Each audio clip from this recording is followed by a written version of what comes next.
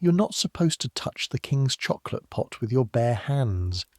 Nobody has ever written this rule down because nobody needs to. You learned it the way you learned everything else in this house, by watching someone else get it wrong and disappear from the household within the week. The pot is silver, heavy, scalding along its belly, and if a fingerprint shows up on its polished side by the time it reaches His Majesty's table, the blame will not land on the footman who carried it up the back stairs, or on the cook who filled it, or on the fire that kept it hot. It will land on you, because you are the smallest person in the chain and the easiest to remove. Kensington Palace. In the autumn of 1760, runs on rules like this one, hundreds of them, unwritten and absolute, and you have spent the better part of 2 years learning to move through your days without breaking any of them. You're 14 years old, and your hands are already starting to look like an old man's hands, cracked at the knuckles from lye soap and cold water, and you have not slept a full night since the king's gout flared up in August, and the backstairs staff started keeping candles burning until 2 in the morning in case he called for something. Tonight the candles are burning again. It is the 24th of October, a Friday, and you don't know it yet, but you have less than 12 hours left in the world you currently understand. Picture a palace that isn't grand so much as tired. Not Versailles, not the great glittering set pieces you've heard visiting Frenchmen sneer about. Kensington is a red brick country house that swallowed a king by accident, extended room by room over 60 years, until the corridors don't line up with each other anymore, and half the household still gets lost finding the king's apartments after dark. It sits at the edge of London where the city hasn't quite finished eating the fields yet, close enough that the smoke still reaches you on a still evening, far enough that on a clear morning you can hear birds in the gardens instead of costermongers in the street. A place where a king can pretend, for a few hours at a stretch, that he is still in Hanover, walking gravel paths that remind him of somewhere he'd rather be. We're not looking at this palace from a painting tonight. We're going in through the servants' door, down the narrow stone stair that smells permanently of tallow and damp wool, into the world of the people whose whole lives exist to make one old man's mornings run on time. One boy, one October, everything he saw, smelled, carried, and was made to forget. So, I make these history stories, and I still don't fully understand who's out there listening to them at 2 in the morning instead of sleeping. But you're here, which means you're the sort of person who wants to know what it actually felt like to stand 3 feet from a king when he stopped being a king and became, very suddenly, just a body on a floor. Get comfortable. This one starts before dawn, the way most of the worst days do. Your name is Peter Hallam, and you have been a page of the back stairs for 2 years, ever since your uncle, who once carried firewood for the groom of the stole, put in a word that got you a place nobody particularly wanted. You're from Berkshire, from a village so small it doesn't appear on the maps that hang in the palace library. And when you arrived at Kensington at 12 years old, you owned 1 spare shirt, a comb missing 3 teeth, and absolutely no idea that kings needed anything so ordinary as help getting dressed. You learned fast because the alternative was being sent home, and home didn't have room for a boy who couldn't earn his keep. The backstairs of a royal household are not the grand rooms tourists imagine, all gilt and tapestry. They're a maze of narrow passages, low ceilings, cramped closets, and steep stairs built for servants to move between floors without ever being seen by anyone important. You have walked these passages so many times in the dark that you no longer need your eyes. Your feet know where the 3rd step from the top dips a half-inch lower than the others.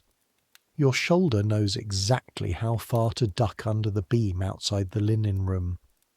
The smell of the back stairs at 4 in the morning is its own particular thing, layered the way smells always are once you've lived inside them long enough to separate the strands. Tallow smoke first, from the cheap candles the servants use, thick and animal, nothing like the fine white beeswax that lights the king's rooms. Under that, damp stone, because Kensington was built on clay, and the ground floor never quite dries out between rains. Under that, the sourish smell of yesterday's boiled linen still hanging in the laundry passage. And under all of it, faint but constant, the smell of too many bodies living too close together in rooms that were never meant to hold this many people, including your own body, which you have stopped noticing the way you stopped noticing your own heartbeat. You share a truckle bed in a closet off the page's room with a boy named Robert Fitch, who is 16 and snores like a dying bellows, and has taught you most of what you know about surviving royal service, without either of you saying so out loud. Tonight neither of you is properly asleep. The king's household has been on edge for weeks, ever since His Majesty took a turn for the worse with his old complaints, and an edgy household means everyone sleeps with one ear listening for the bell. At 5:30 the bell does not ring, which should be a relief, except it means you have to get up anyway, because the King's Day starts whether or not anyone rang for it. You swing your legs off the truckle bed onto a floor cold enough to make you gasp through your teeth, and you dress in the dark by feel, because lighting a candle this early cost money that isn't yours to spend, and because your fingers already know the order: shirt, breeches, waistcoat, the plain grey coat that marks you as a page rather than a footman or a groom. Every layer of clothing in this palace is a sentence written about the person wearing it, and yours reads, useful, replaceable, invisible. Robert grunts something that might be good morning and might just be air escaping him, and the two of you make your way down to the scullery passage, where the fires are already being coaxed back to life by a kitchen maid whose name you never quite learned in 2 years. Because new kitchen maids come and go faster than you can keep track of them. The fire smells like coal smoke and old ash, and you hold your hands over the first flickers of it for exactly as long as you're allowed before Wendell comes looking for you. Wendell is the king's German valet de chambre, a broad, silent man in his 50s who has served His Majesty since before you were born, who speaks English with an accent thick enough that half the household pretends not to understand him just to be difficult, and who has taken it upon himself, without ever explaining why, to make sure you don't get yourself dismissed before you're old enough to find work anywhere else. He finds you every morning at the same time in the same spot, and every morning he says the same 3 words in the same flat voice. You are late. You're not late. He says this every morning, the way some men say good morning, and you have learned not to argue, because arguing with Wendell wastes time you don't have and teaches you nothing you didn't already know. Instead, you follow him up the narrow stair toward the king's private apartments, carrying a basin of warm water in both hands, careful not to let it slosh, careful with every step, because a wet stair in the dark has broken more ankles in this household than anyone likes to admit. The king's rooms at Kensington are not large, not by the standard of what a king could have if he wanted it. His Majesty prefers small rooms. He has said so more than once in Wendell's hearing, in the particular growling German-accented English that makes every sentence sound like a complaint, even when it isn't one. Small rooms are easier to heat. Small rooms remind him, Wendell says, of somewhere else. Somewhere he'd rather be standing right now, though he's never once said the word Hanover out loud in front of you. He doesn't need to. Everyone in this household knows where the king's heart lives, and it isn't here.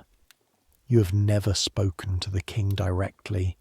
In 2 years of service, you have stood 4 feet from him more times than you could count, holding towels, holding basins, holding his coat while Wendell fastens buttons that his gouty fingers can no longer manage, and you have never once been addressed, never once been looked at as anything other than a piece of furniture that happens to move when required.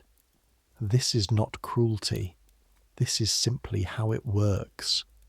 A king who noticed every servant in his rooms would go mad from the noticing. His Majesty's genius, if you can call it that, is his ability to look straight through you while you hand him his shirt. He is 76 years old this autumn, though he carries himself like a man determined to pretend he isn't. Short, thick through the chest, with pale, prominent eyes that seem to see everything and nothing at once, depending on his mood, and a temper that the whole household has learned to read the way sailors read weather. When his colour is high and his voice comes fast and clipped, you make yourself smaller, quieter, quicker, because within the hour something in this room is going to end up on the floor, thrown by a hand that has thrown things at servants for 50 years and sees no particular reason to stop now. You have seen him throw his wig at a footman for arriving 1 minute past the appointed time. You have seen him kick his own hat across a room because a letter from Hanover brought news he didn't like. Wendell has a phrase for these mornings, delivered without any change of expression at all. Today we are careful. You learned exactly what that phrase costs in practice on a Tuesday in early September. 6 weeks before any of this, a memory that still visits you sometimes in the half-second before you fall asleep. The king's gout had flared badly that week, and his temper had flared along with it. And you had been sent up with a fresh pair of stockings a full 4 minutes later than expected, because the housekeeper's girl who was meant to fetch them from the airing cupboard had gotten herself lost in conversation with a footman, and you had spent those same 4 minutes standing outside the cupboard door, not knowing this, simply waiting the way pages wait for something that wasn't coming. By the time you reached the king's dressing room, stockings in hand, his colour had already gone that particular high, mottled red that every servant in this household has learned to read the way farmers read a darkening sky. He did not shout. He rarely shouts in the way the pamphlets like to claim, all bluster and noise. What he does instead is worse, in its way. A low, clipped, furious quiet that makes the whole room feel like the air before a storm breaks. And he looked at the stockings in your hands and then at you and said nothing at all, and simply swept his arm sideways across the small table beside him, sending a porcelain shaving basin crashing to the floor in a spray of soapy water and broken pieces that skittered under the wardrobe and into corners you would spend the next half hour on your hands and knees retrieving. You did not cry. You had learned by then not to cry in front of him, because crying draws attention, and attention, in a room where His Majesty's temper is already running high, is the single most dangerous thing a page can attract. You knelt, and you gathered the broken porcelain into your 2 cupped hands, careful of the sharp edges, feeling the sting of one small cut opening along the pad of your thumb before you'd even registered the pain of it, and you said nothing, and Wendell, standing 3 feet away with the king's coat over his arm, said nothing either, and the whole terrible little scene passed in perhaps 90 seconds, the king already turning back to his mirror as though nothing had happened at all. Afterward, in the passage outside, Wendell took your bleeding hand in his own for exactly as long as it took to wrap it properly in a strip of clean linen he produced from some pocket of his own coat, and he did this without a word, without a lecture, without so much as a change in his expression, and then he let go of your hand and said the only thing he ever said about it, then or afterward. He is not always this. Remember that he is not always this. You have thought about those words often since, turning them over the way you turn over most things Wendell says, trying to decide whether they were meant as forgiveness for the king, or as a kind of armour for you, a way of surviving service in a house where the man you serve can, on any given morning, decide without warning that a shaving basin deserves to die for the crime of arriving 4 minutes late through no fault of its own. You have decided mostly that they were both. This morning, though, is not one of those mornings. This morning the king is calm, almost gentle by his standards, moving through his routine with a fixed, methodical precision that has governed every day of his reign. He rises. He is dressed. He takes his chocolate, thick and sweetened, from the silver pot you are absolutely forbidden to touch with your bare hands, and he drinks it standing by the window, looking out at gardens he has walked in every season for over 30 years. You learned within your first month here that the King's Day runs like clockwork, because the King himself insists on it, has insisted on it for decades, in a way that borders on something closer to fear than habit.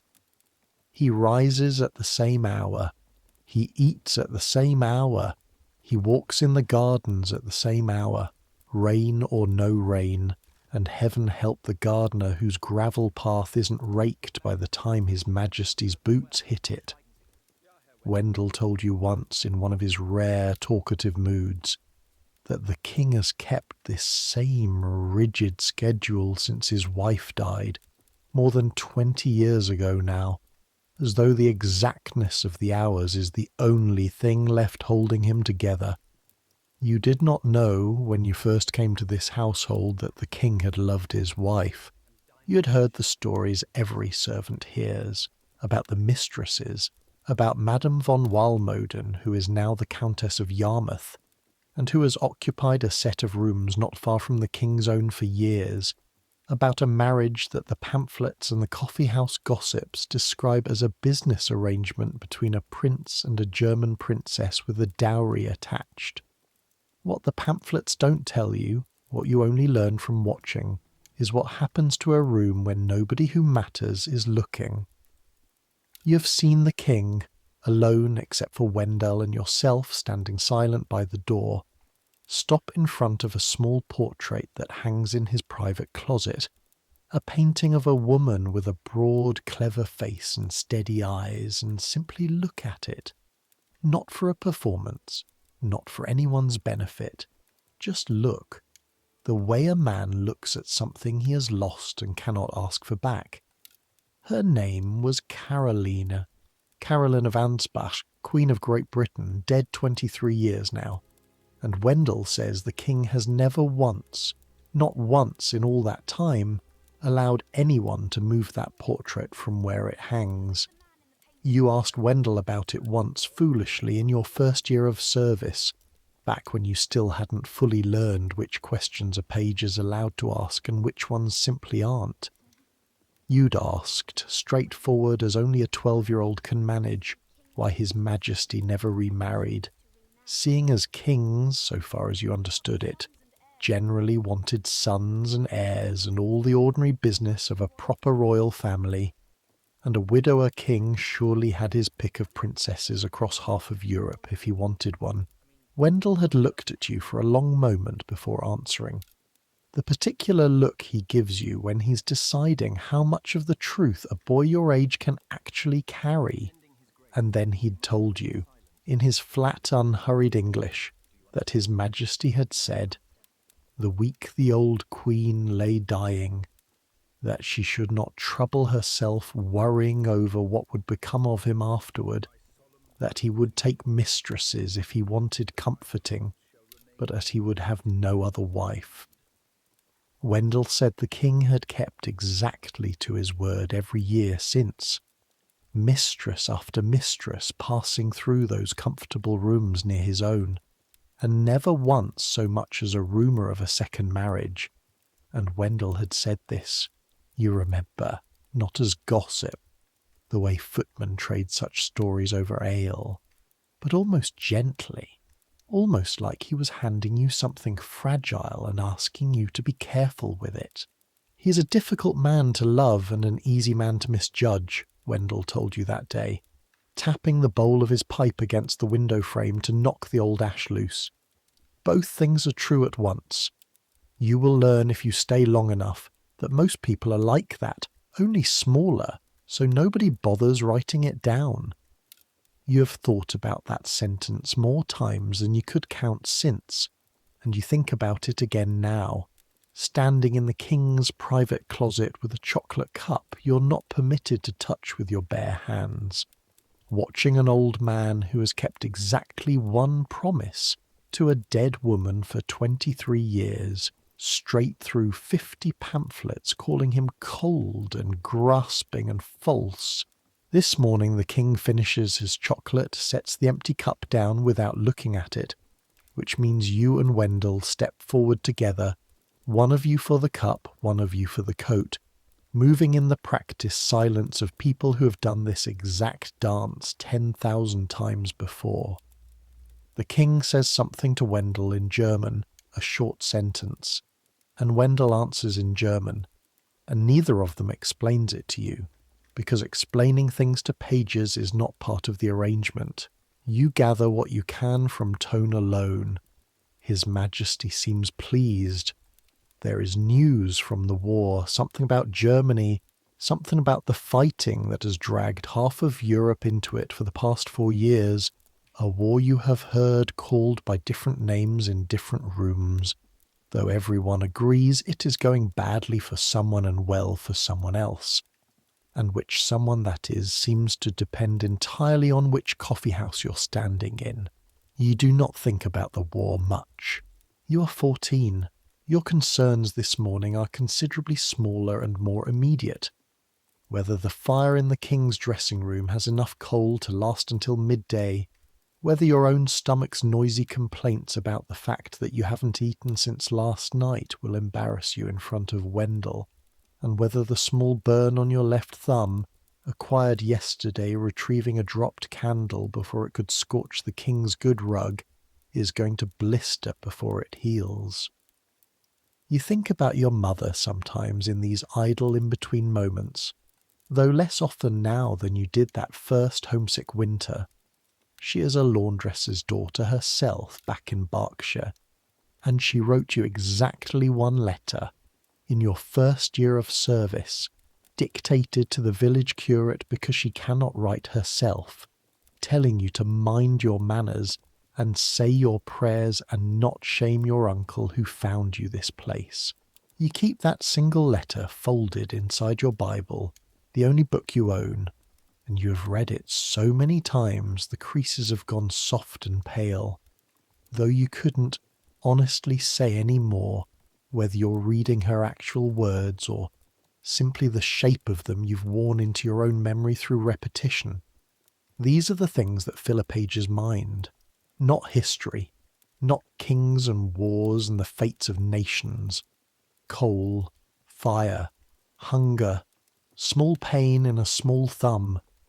You will understand only much later, looking back on this particular morning from a distance you cannot yet imagine, that history and small pain in a small thumb are, more often than anyone admits, the exact same thing happening at the exact same time in the exact same room.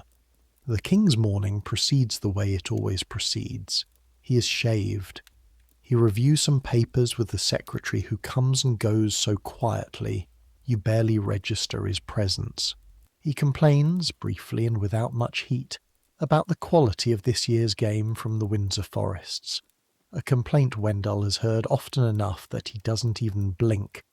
And then, because it is Friday and the weather has held dry, the king announces that he intends to walk in the gardens that afternoon, and the entire lower household downstairs, 3 floors and 2 staircases away from where you're standing begins the small, quiet scramble of making sure gravel paths are raked, and garden doors are unlocked, and nothing at all is out of place.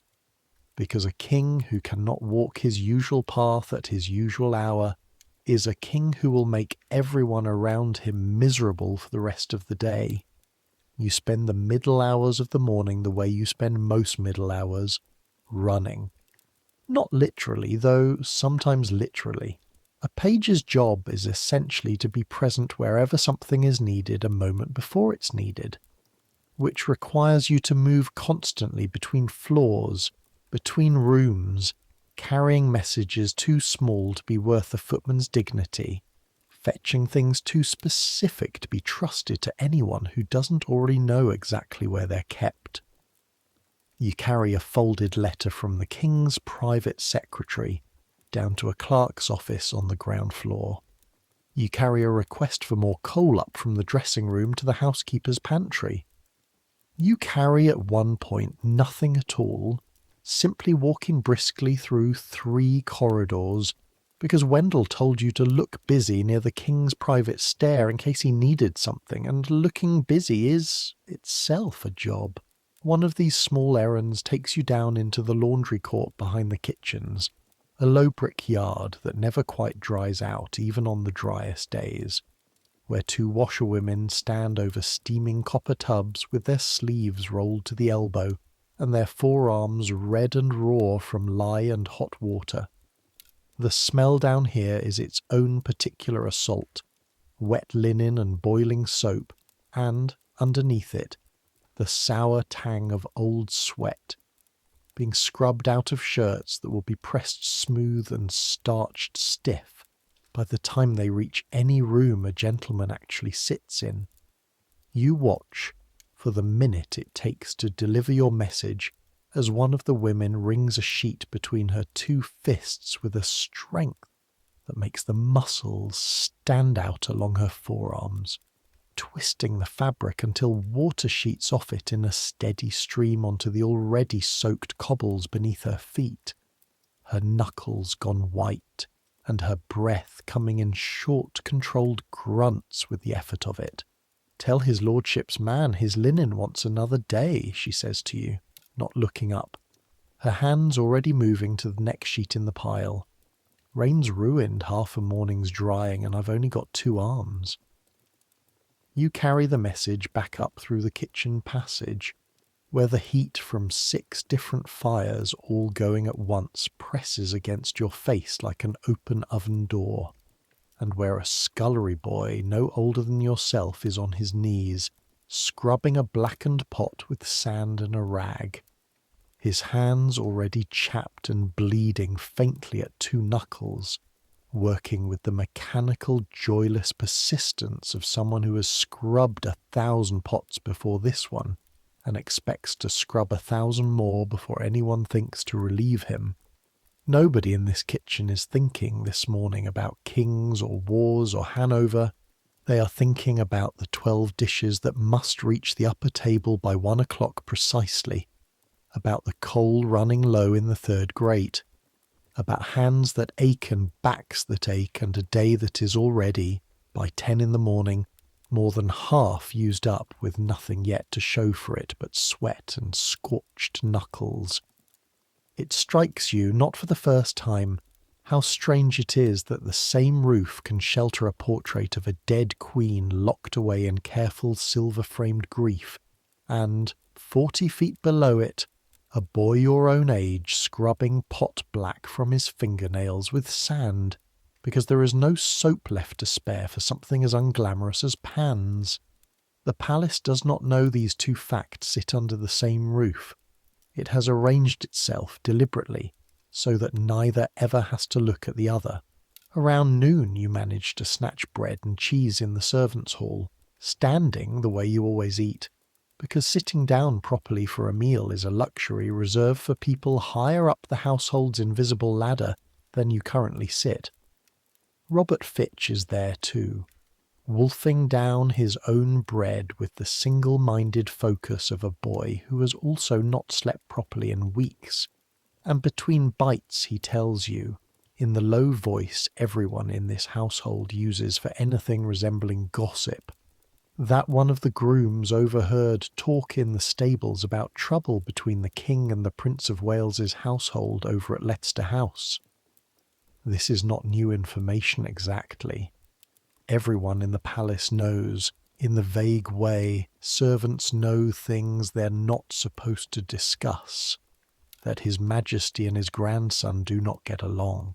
The old king's own son, Frederick, died 9 years ago, which left the grandson, young Prince George, as heir, and the two of them, grandfather and grandson, have circled each other warily ever since across a gap of politics and personality that nobody downstairs fully understands, but everyone can feel, the way you feel a draft under a door without needing to see where it's coming from.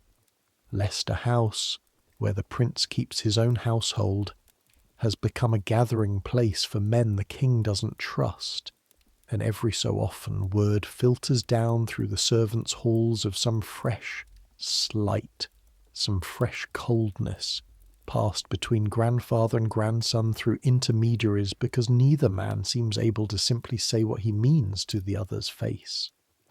They say the young prince don't even write him proper letters no more, Robert says around a mouthful of cheese. Just formal nothing. Won't come stay here. Won't hardly speak when they do meet. Later that same afternoon, an errand takes you past the rooms belonging to the Countess of Yarmouth, in the quieter wing of the palace where her apartments have sat, comfortably furnished and comfortably close to the king's own, for longer than you've been alive. You are not carrying anything for her specifically. You're simply passing, on your way with a folded note for one of her own attendants, and the door to her sitting room stands ajar as you go by, close enough that you catch, without meaning to, a fragment of the scene inside. She is a stout, plain-faced woman well past her first youth, nothing like the scandalous beauty the coffee-house ballads like to imagine when they sing their crude verses about the German mistress bleeding England dry. And today she sits by her own window with an account book open on her knee, going through household expenses with the flat, practical concentration of a woman managing a modest estate rather than seducing a king. You have heard footmen joke, more than once in tones low enough that no upper servant will overhear, that the Countess has outlasted 3 prime ministers and shows every sign of outlasting a 4th, and that whatever else may be said of her, she has never once in all her years at this court made herself an enemy of the people whose good opinion actually keeps a household running smoothly. The housekeepers, the stewards, the pages who carry her notes. You think, walking on with your folded paper, about the particular loneliness of a king who keeps a portrait of his dead wife locked away, where only his valet ever sees him look at it, and a living mistress installed in comfortable rooms nearby whom half the kingdom despises without ever having exchanged a word with her, and a grandson at Leicester House who answers his letters in careful, distant formality. And you think that for a man who commands armies and appoints bishops and can, with a single stroke of his pen, send other men's sons to die in fields across the sea, His Majesty seems to have remarkably few people in his life who simply, plainly like him. The war itself reaches the household mostly through overheard fragments, the way most large things reach servants, in pieces too incomplete to properly understand but too frequent to ignore entirely. You know there is fighting in Germany, in places with names that twist strangely in an English mouth, and fighting too across the sea in places called Canada and the Indies, and you have heard upper servants argue, in the particular heated way men argue about things they've only read about in newspapers, over whether a Mr. Pitt in the government is winning this war for England or simply spending the nation into ruin to do it. You gathered, from Wendell's rare comments, that His Majesty takes a keener interest in the German fighting than in almost anything happening in his own English Parliament, that Hanover is not simply a title he carries, but an actual place he thinks of, homesick and stubborn, as somewhere closer to his heart than the damp red brick palace where he has spent most of his adult life issuing orders in a language he still, after 30 years on the English throne, speaks with a heavy accent thick enough that strangers sometimes struggle to follow him. None of this touches your own small life directly, not yet, not in any way you could point to and call a burden. But it sits underneath everything that autumn, a low hum of distant consequence, the way weather many miles off can still change the colour of the sky above your own head without a single drop of rain actually falling where you stand. You catch a clearer taste of it that particular week, when a groom returns from the coaching inn near Kensington with a folded news sheet somebody left behind on a bench, and half the servants' hall crowds around a single candle after supper to hear one of the footmen, who reads better than most, work through it aloud. There's a list of names in small cramped type, officers killed or wounded in some engagement across the sea whose name means nothing to you, and the footman reads through them in a flat, unhurried voice, the way you'd imagine a clerk reading out an inventory, until he reaches a name that makes the kitchen maid beside you go suddenly completely still. "A cousin," she says quietly when someone finally asks. "Younger than her. She never even met him properly," she says. "Just letters at Christmas. But he was going to come home a corporal next spring, or so the last letter had promised." Nobody says much after that. The footman folds the news sheet away, and the candle gutters, and the servants' hall empties out toward beds that will all need to be up again well before dawn, regardless of which distant field swallowed which distant cousins, and you lie awake a little longer than usual that night, thinking about how strange it is that a war fought entirely out of your sight, in countries you'll likely never see, can still reach all the way into this small crowded room and take something from a girl who scrubs pots 12 feet from where you sleep. You think, though you don't say it, that this seems like a strange kind of sadness for a king to carry, to have outlived a wife he apparently loved and a son who apparently didn't much love him, and to be left now with a grandson who keeps him at careful arm's length, surrounded instead by servants who fetch his chocolate and hold his coat and never, ever ask him how he's really doing, because it isn't their place, and because he would almost certainly throw something at them if they tried. Not every day at Kensington looks like this one, penned inside the same red brick walls from dawn until dark. Perhaps once a fortnight, an errand takes you properly into London itself, out through the palace gates and along the road that carries you past the last scattered fields into the noise and press of the city proper, and those errands remain, even after 2 years of running them, the single strangest transition your body knows how to make. Inside these walls, everything moves according to a king's private clock, hushed and careful and exact. Beyond them, the whole world seems to be shouting at once. The particular errand you remember most clearly from that autumn, 3 weeks before any of this happened, sent you down to a mercer's shop off Cheapside to collect a length of fine black silk ribbon the Countess of Yarmouth had specially ordered, a task too trivial for any footman to be bothered with, and therefore naturally yours. You remember the walk down through streets thick with carts and sedan chairs and drovers pushing pigs along the gutter. Remember holding your elbows in close against your body the way Robert taught you, because a boy walking with his arms swinging wide invites exactly the kind of attention a boy carrying money for a royal errand cannot afford to invite. You remember the mercer himself, A thin, precise man who measured out the ribbon against a brass yardstick screwed into his own counter, holding the fabric up to the shop's grimy window light to check its colour against a sample the Countess's own maid had sent along. And you remember the particular smell of that shop, dye and dust and the faint mustiness of bolts of cloth that had sat folded on the same shelf for longer than the shopkeeper probably cared to admit.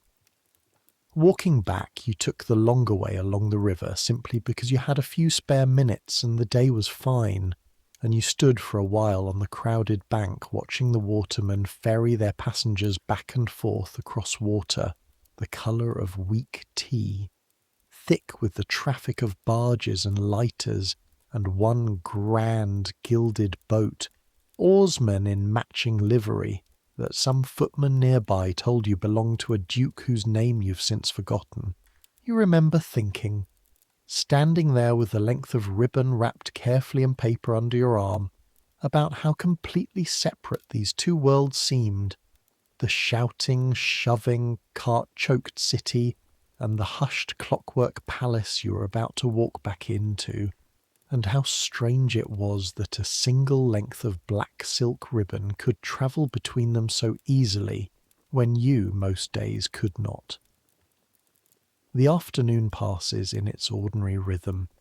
The king walks his garden path at his appointed hour, in a coat Wendell helped him into an hour earlier, past raked gravel and trimmed hedges, past the same view he's walked past for 30 years, and you catch a glimpse of him from an upstairs window, a short, thick figure moving at a steady pace with his hands clasped behind his back, alone except for a single attendant trailing a respectful distance behind.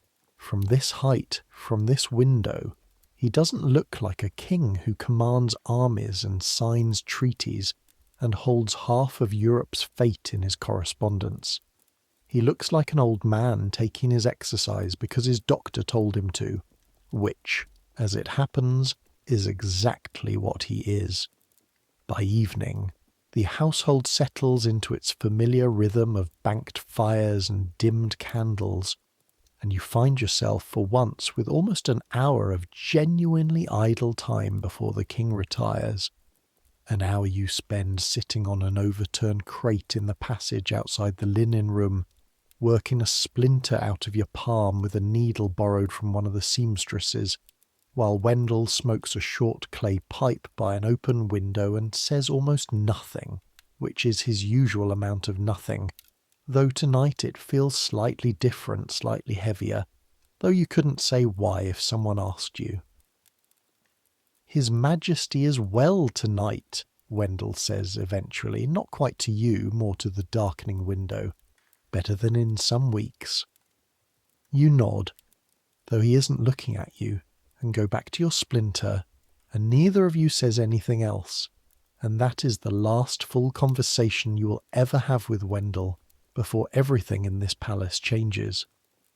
Outside, the weather has turned properly autumnal, a fine cold rain that started some time after supper and has settled into the steady, patient sort of fall that means business, drumming softly against the small window above your bed and finding, as it always does in this particular corner of the building, the one loose pane that lets in a thin, persistent draught along the floor.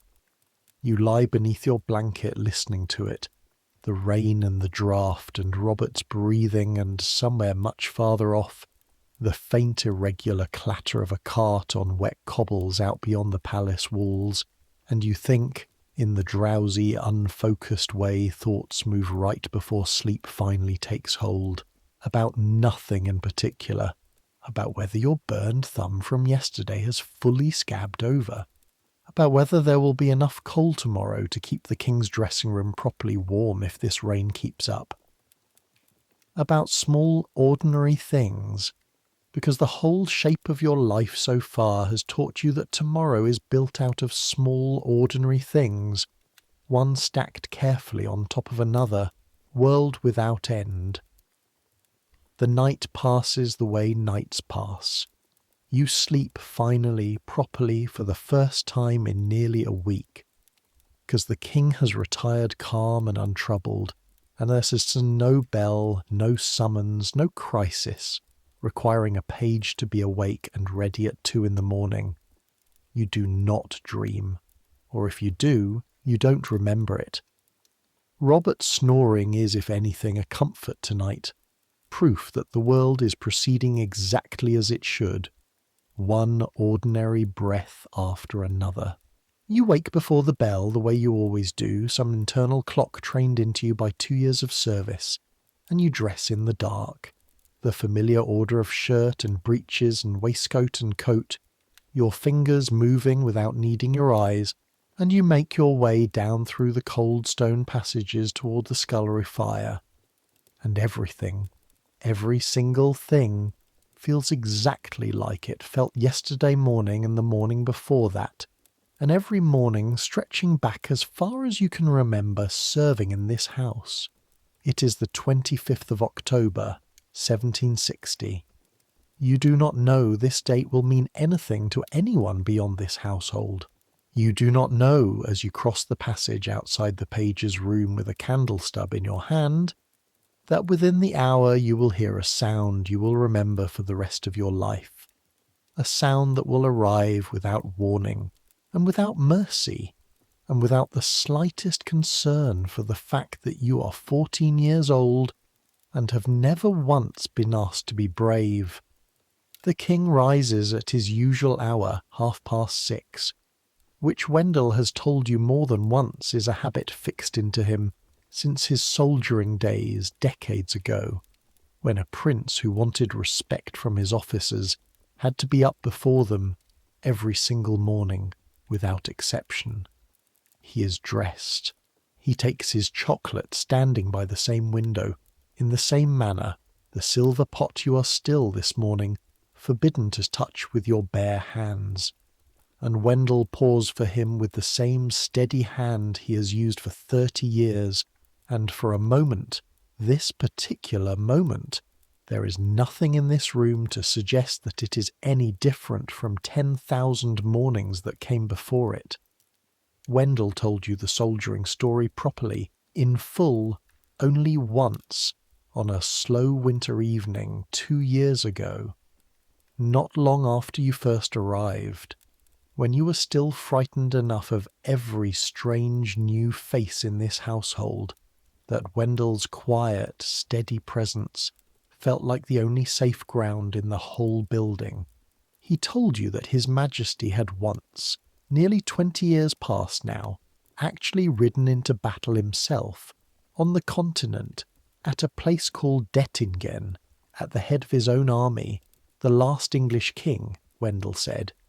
Who is ever likely to do such a thing again, given how the whole business of kingship has drifted, generation by generation, further and further from the actual mud and noise of a battlefield, and further into rooms like this one, rooms with silver chocolate pots and pages forbidden to touch them.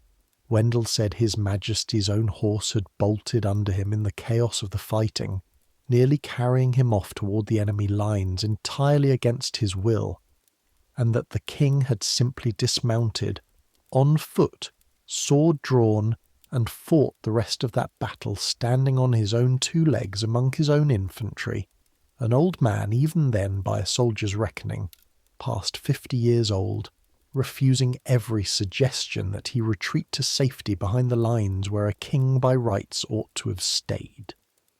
Wendell said this with something close to pride in his flat voice. The closest thing to open admiration you've ever heard him allow himself about anything, and you understood, listening, that whatever else this man's temper has cost the servants around him over the years, there is at least this one true thing underneath it, a stubbornness that once stood its ground on an actual battlefield, rather than simply throwing wigs at footmen in a warm, safe dressing room. You think of that story often, these days, whenever His Majesty's temper flares over some trivial delay or some small imperfection in his morning routine, and you find it helps, somehow, to hold both pictures of the same man in your mind at once. The old king furious over 4 minutes' lateness with a pair of stockings, and the younger man, sword in hand, standing his ground on foot in a foreign field, because retreating simply wasn't a thing his particular stubbornness would allow. You're standing near the door with a fresh basin of warm water, waiting to be needed, watching the king's profile against the grey October light coming through the window, watching the small, ordinary business of an old man finishing his morning drink. He sets the cup down. He says something brief to Wendell, in German, the kind of throwaway comment men make when nothing important is happening. And Wendell answers with something that sounds like agreement, and the king turns, moving toward the small private closet off the dressing room. The same closet he has used this exact way every single morning of his reign, and the door closes behind him, and you go back to waiting, because waiting is what a page does. 90% of every single day, waiting for the small moment when you will suddenly be needed for something. The sound comes maybe 2 minutes later. Not a shout, not a cry for help. A sound more like something heavy being set down badly, a dull, solid, wrong sort of noise, followed by a silence that goes on a half-second too long. The kind of silence that makes the hair on your arms stand up before your mind has caught up with what your body already senses. Wendell is moving before you fully registered the sound at all, crossing the room in 3 long strides, and you're right behind him without deciding to be, and he pushes the closet door open, and what you see in that first half-second, before your mind sorts it into anything you can properly hold, is the king on the floor, not standing, not sitting. On the floor, on his side, one arm flung out at a wrong angle, his face against the boards, a dark line of blood already starting to spread from somewhere near his temple, where his head must have struck the edge of a low cabinet on his way down. His eyes are open. His mouth is moving, or trying to move, shaping something that might be a word and might just be breath escaping a body that no longer fully understands what it's meant to be doing. Majesty, Wendell says, and his voice comes out wrong, too high. Nothing like the flat, unshakable voice he's used with you every single morning for 2 years. And he's on his knees beside the king, trying to lift him, trying to turn him gently, and you're standing frozen in the doorway with a basin of warm water in your 2 hands. Water you will remember, absurdly, for years afterward, feeling entirely too warm and entirely too heavy, as though your arms have forgotten every other job they've ever been trained to do. The smell reaches you before anything else fully does. The particular copper and salt smell of blood mixing with the ordinary morning smells of the closet, soap and starch, and the faint sourness of last night's chamber pot not yet emptied, and underneath all of it, absurdly, still, the sweet warm smell of chocolate on the king's own breath. The last thing he drank in this world barely 2 minutes settled in his stomach when his own body turned against him. You can hear his breath now that you're close enough. A wet, ragged, uneven sound utterly unlike the clipped, precise way he usually speaks. And one of his hands, the hand nearer to you, opens and closes slowly against the floorboards, fingers curling and uncurling with no clear purpose behind the motion at all, the way a hand moves when the mind that once commanded it has already, mostly, let go. Your own legs feel like they belong to someone else entirely.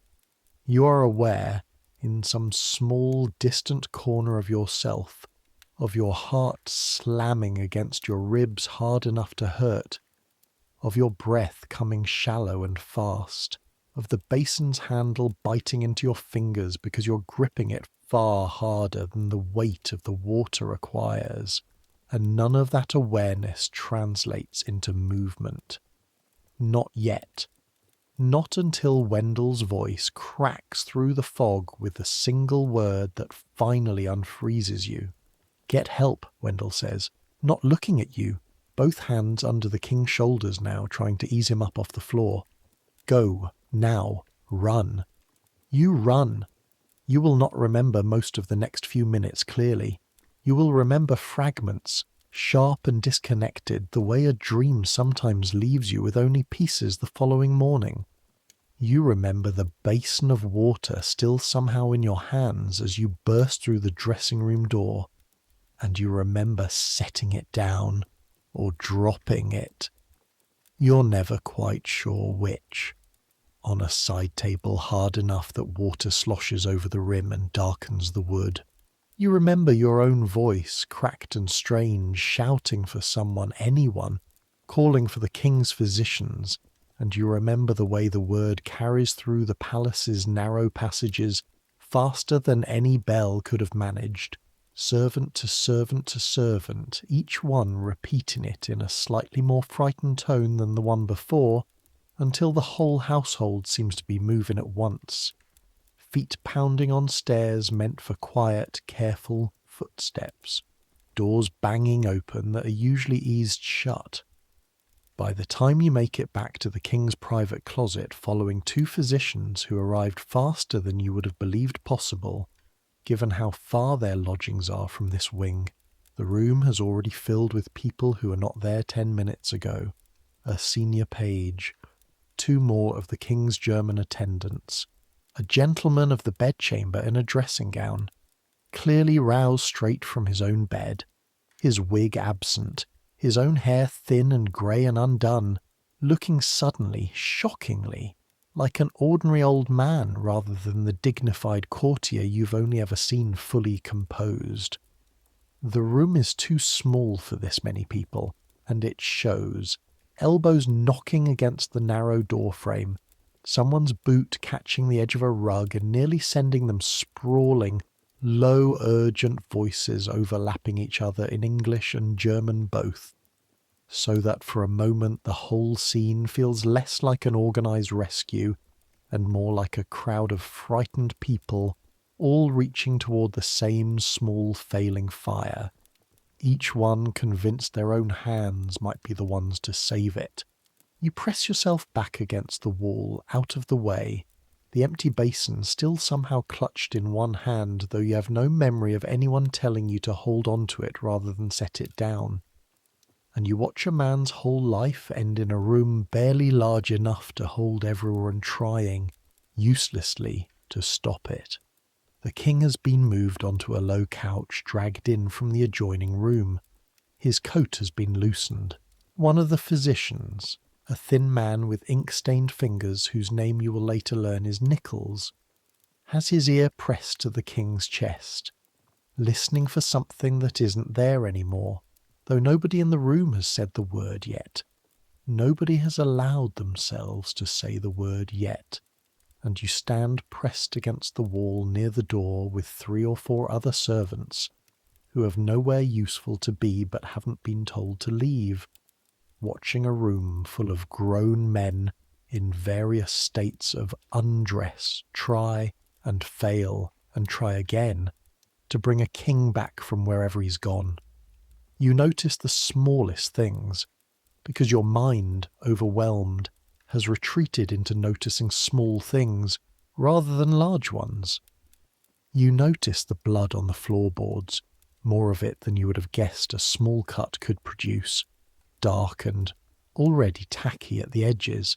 You notice the king's stockinged feet, one slipper still on, one slipper knocked loose and lying several feet away near the cabinet corner that did this. An ordinary piece of furniture that has, in the space of a few minutes, become something none of you will ever be able to look at the same way again.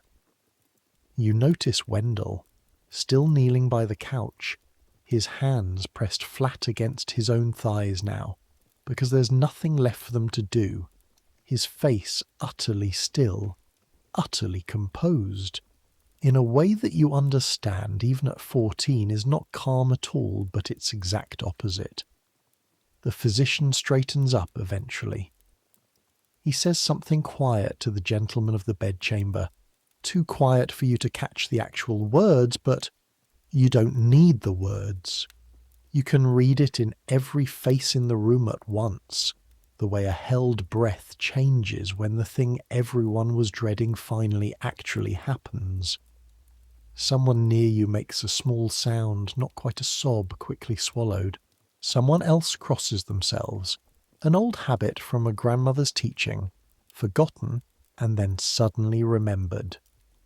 His Majesty King George II, 76 years old, King of Great Britain, Ireland and Hanover, has died on the floor of his own private closet at Kensington Palace, sometime around 7 o'clock in the morning on Saturday the 25th of October in the year 1760, and you were 14 feet away when it happened.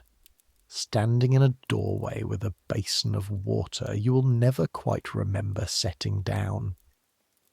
What happens next in the hours immediately following is not grief.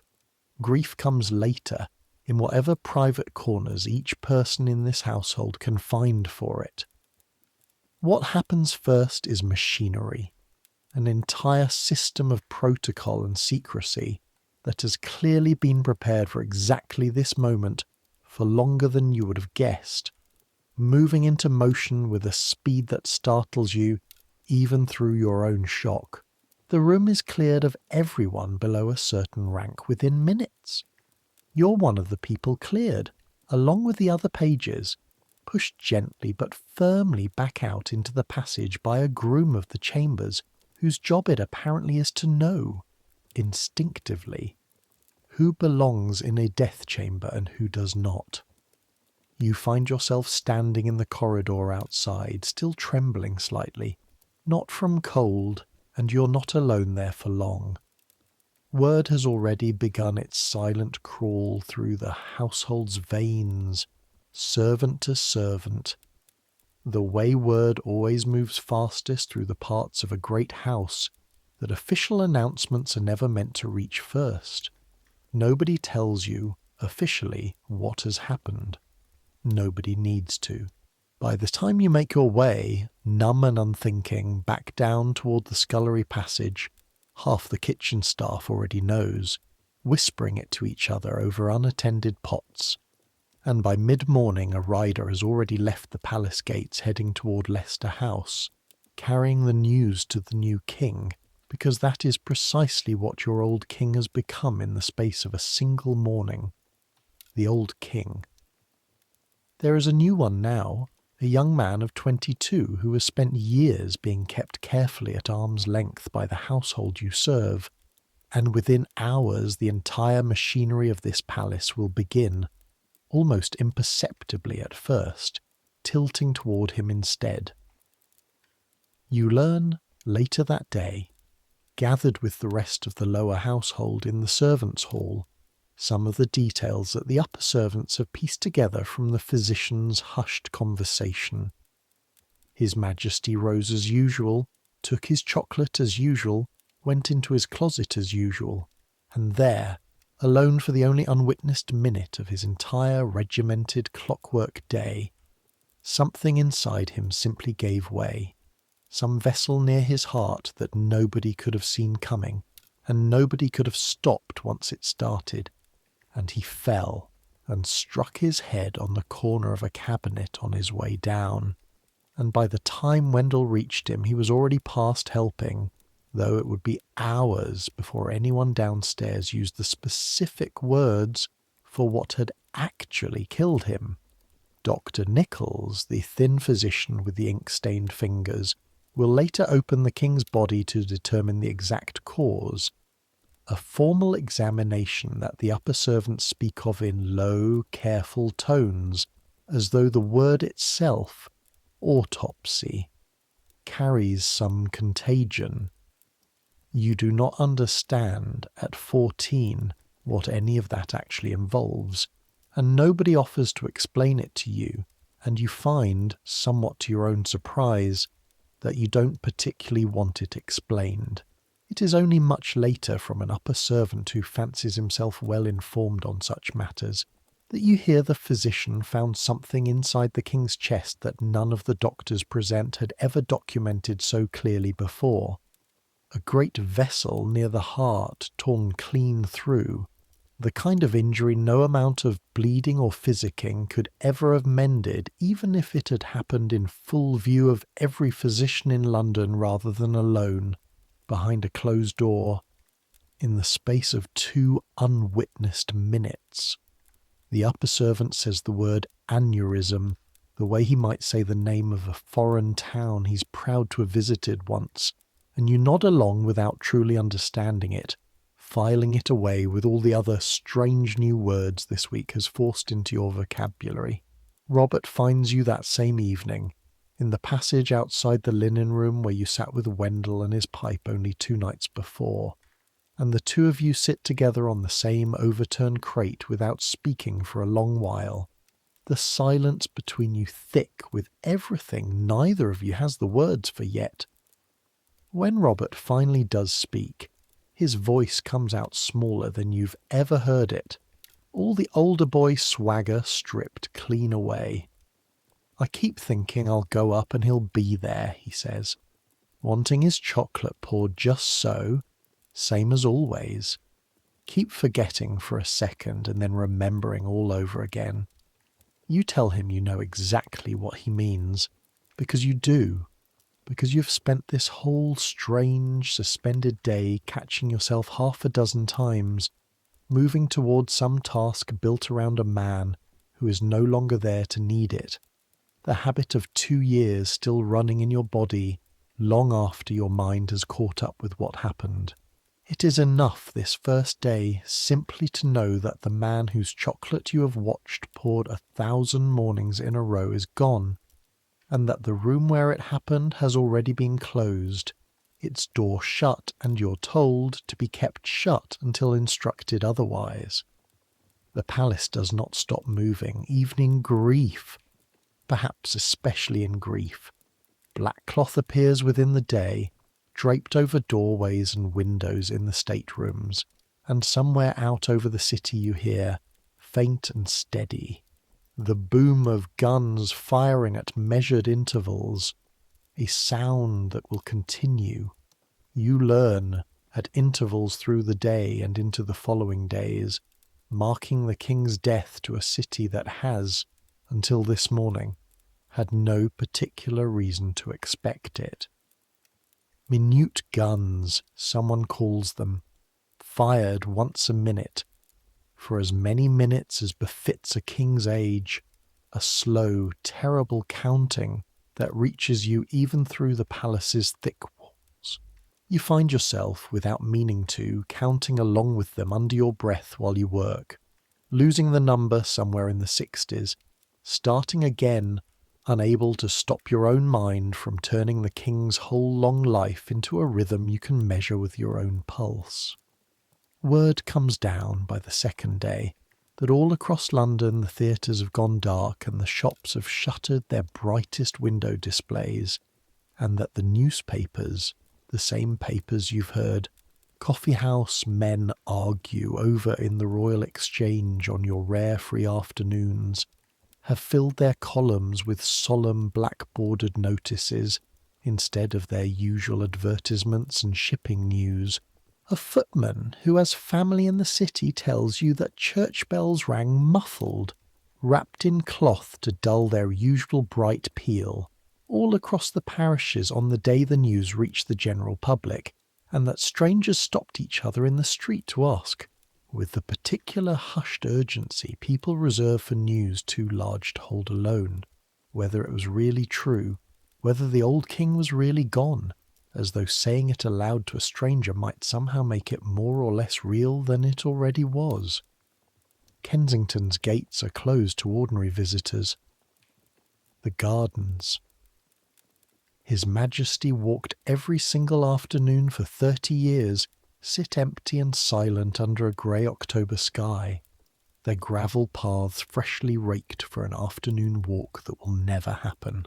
Somewhere in London, church bells that were never meant to ring this way are ringing, and you understand, standing in the servants' hall with bread you can't quite bring yourself to eat.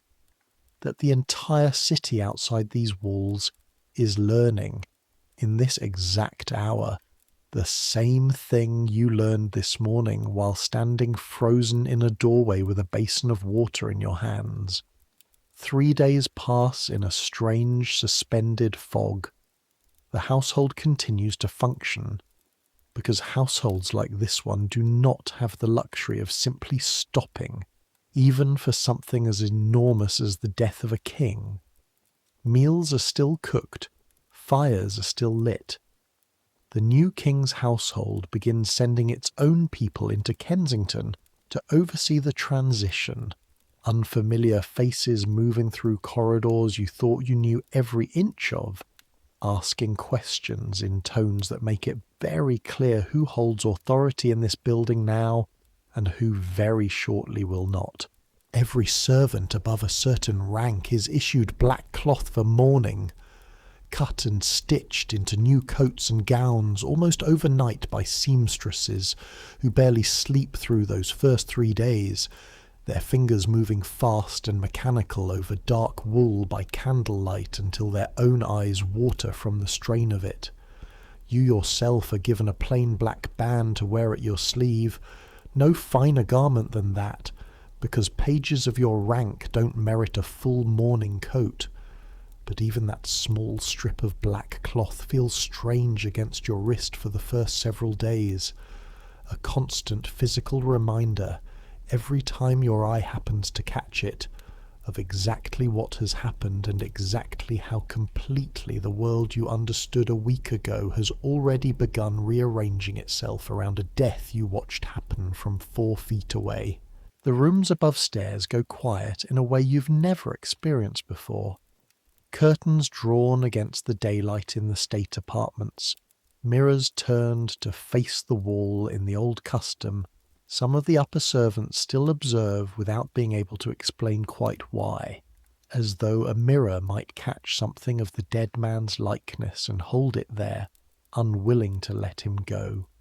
You find the whole practice faintly unsettling, walking past a covered mirror in a darkened room, and you take to avoiding that particular corridor when you can manage it, taking the longer way round rather than past those shrouded, silent shapes hanging on the walls. You're given no particular instructions during these first days beyond the ordinary tasks of keeping the household running, and you spend most of your time in a kind of numb mechanical motion, carrying coal, carrying water, carrying messages between people too grief-stricken, or too busy, or too politically anxious to notice you're the one carrying them. Wendell, when you see him at all, looks like a man who has aged 5 years in 3 days, moving through the palace with the same silent competence he's always had, but slower now, heavier, as though something in him has been permanently rearranged. It is on the 4th day, the 29th of October, that a senior page you barely know finds you in the linen passage and tells you that the Lord Chamberlain's officers require additional hands for the clearing and inventory of His Majesty's private rooms, and that you, along with Robert Fitch and 2 others, have been selected because you are small, quick, familiar with the layout of those particular rooms, and though nobody says this part out loud, because you are young enough and low enough in rank that nobody expects you to steal anything, and expendable enough that if something goes wrong, it won't be a costly mistake. You will spend the better part of 2 days inside rooms that, until 4 days ago, you were only ever allowed to enter with a basin or a coal bucket or a folded coat in your hands, rooms you knew intimately as a set of tasks, a specific choreography of duties, and are now being asked to know instead as a collection of objects belonging to a dead man, objects that must be counted, listed, and either preserved or removed according to instructions coming down from officials you've never met, representing a new king you've never seen in person.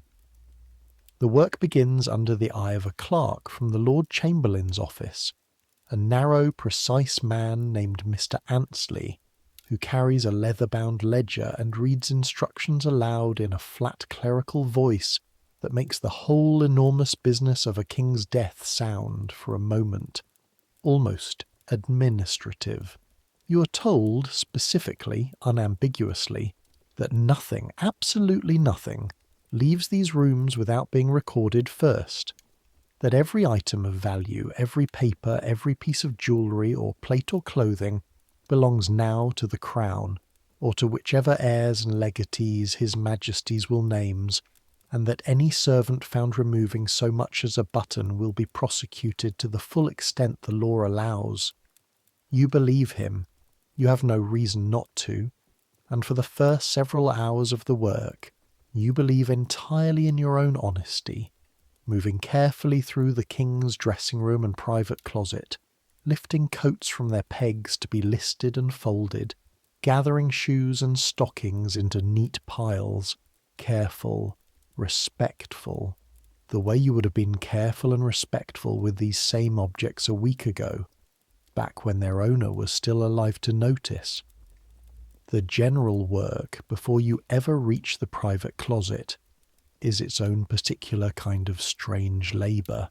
You spend the better part of a full morning simply handling coats, dozens of them, some worn soft and shapeless with years of use, others stiff with gold lace that has never once touched a king's actual shoulders, because they were made for occasions that never came round again once his taste for ceremony faded with age.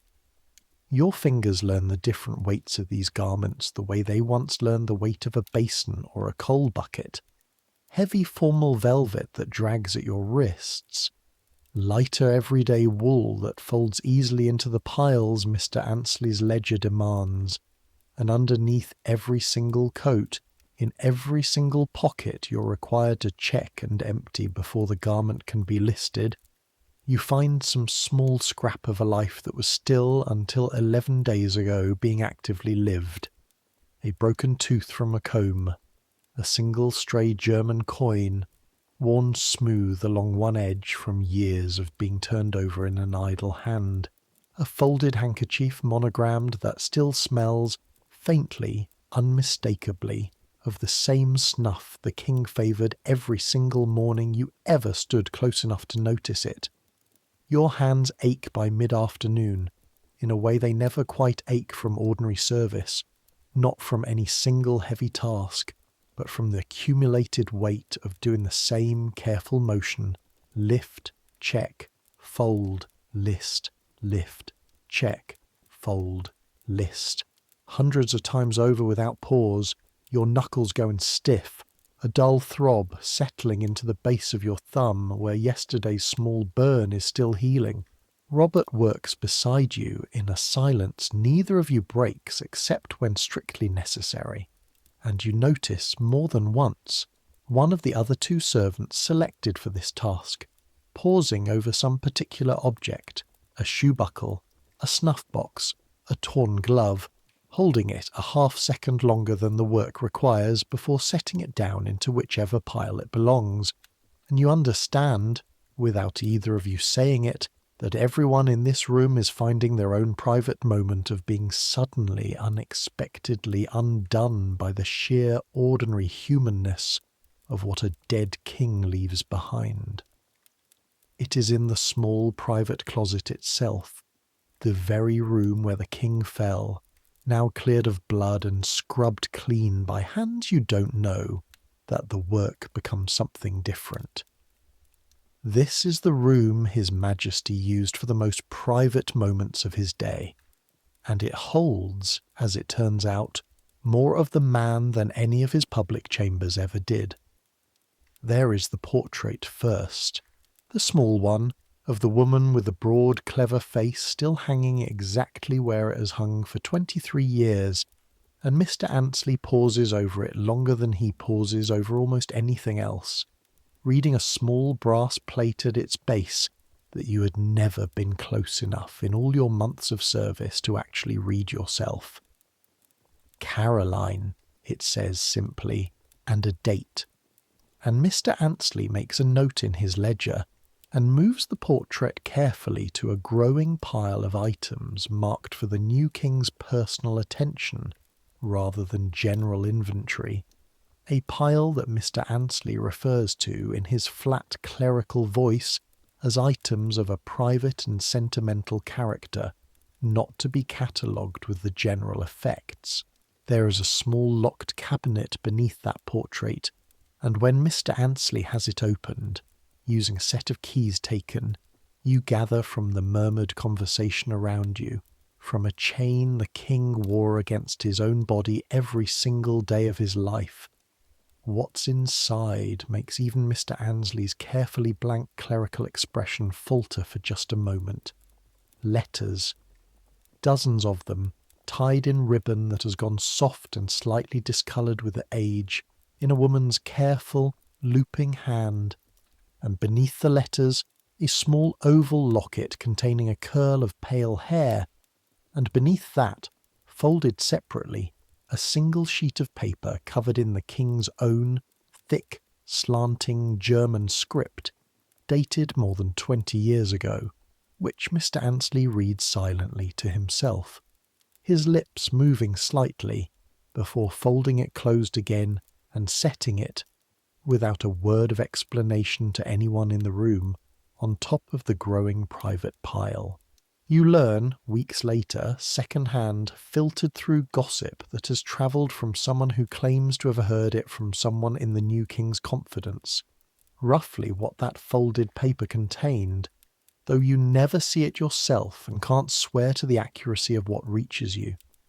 Instructions, apparently, written by His Majesty's own hand years before his death, regarding his own burial, a wish, oddly tender for a man the pamphlets have spent decades describing as cold and grasping and vain, that when his own time came, one side of his coffin should be removed, and the corresponding side of his late wife's coffin removed as well, so that whatever remained of each of them, after so many years apart, might finally lie together, unseparated in the vault beneath Westminster Abbey where she has waited for him since 1737.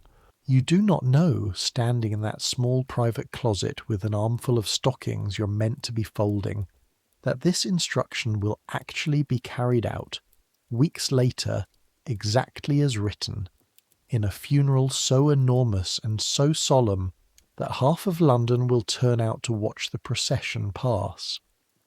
You only know, in this exact moment, that the coldest hands you've ever seen throw a wig across a room in fury have also apparently spent 23 years keeping a lock of a dead woman's hair in a locked drawer beneath her own portrait, and that this fact sits strangely, uncomfortably, in your chest, the way facts sometimes do when they refuse to fit the shape you'd built for them in your head. Robert Fitch, working the other side of the closet, finds his own strange thing an hour later. A small green account book worn soft at the corners from handling, filled not with royal business but with a private list, page after page, of small kindnesses His Majesty apparently kept quiet track of. Pensions granted to old soldiers nobody else remembered. A sum sent anonymously to a Hanoverian widow whose husband died in his service decades ago. Nothing enormous, nothing that would ever appear in a history book or a coffee-house pamphlet. Just small, careful, private generosity, recorded by a man who apparently wanted no credit for it at all. And Mr. Annesley takes the book from Robert's hands with the same careful, unreadable expression he wore over the letters and adds it to the same private pile. Not everything in that room turns out to be tender. Tucked behind a row of boots at the very back of the closet, one of the other two servants selected for the work finds a small bundle of pamphlets, cheaply printed, the kind hawked on street corners for a penny apiece. Every single one of them some crude, satirical attack on the king himself, mocking his accent, his mistresses, his love of Hanover over his own English kingdom, drawings that render him fat and foolish and grasping in ways that make even Mr. Annesley's flat clerical face twitch with something that might almost be a suppressed laugh. What strikes you, examining one of them over the other servant's shoulder before Mr. Annesley notices and takes it away, is that these particular copies are worn soft at the folds, handled and refolded many times over, the way a man handles something he returns to again and again, rather than something he glanced at once and threw aside. He kept them, the other servant says quietly, half to himself, turning one over in his hands before Mr. Annesley reaches for it. Kept every cruel thing London ever printed about him, and kept the letters from a woman 20 years dead in the very same drawer, like they weighed the same to him. Nobody answers him, because nobody in the room has any answer that would make sense of it, and Mr. Annesley simply adds the pamphlets to a separate pile, one marked, in his flat clerical hand, for burning rather than preservation, and the work continues. You find your own smaller thing not long after, tucked into the pocket of a plain waistcoat far too worn and ordinary to have belonged to any state occasion. A folded scrap of paper with a child's uneven handwriting practising the letters of a name, over and over down the page, Frederick, Frederick, Frederick, each attempt slightly steadier than the one before it. You know enough of the household's history by now to guess whose hand once held that pen. The king's own eldest son, dead 9 years now, estranged from his father for most of his adult life over money and politics, and a coldness neither man ever managed to thaw. And you wonder, folding the paper back exactly as you found it, and setting it, wordlessly, on top of the private pile, whether His Majesty kept this particular scrap because he treasured it, or because some part of him could never quite bring himself to throw it away, even after everything that came between them, which you are slowly coming to understand this week, might very often be the very same thing. You think, working in silence beside Robert for the rest of that long grey afternoon, about all the mornings you stood in this exact room holding a basin of water, watching a man you believed you understood completely, a temper, a routine, a set of demands, and nothing more. You think about how thoroughly wrong that understanding turns out to have been, and how strange it is that it took his death, and this particular clearing out of his most private rooms, for you to learn even this much of who he actually was underneath the parts of him that were only ever meant to be seen.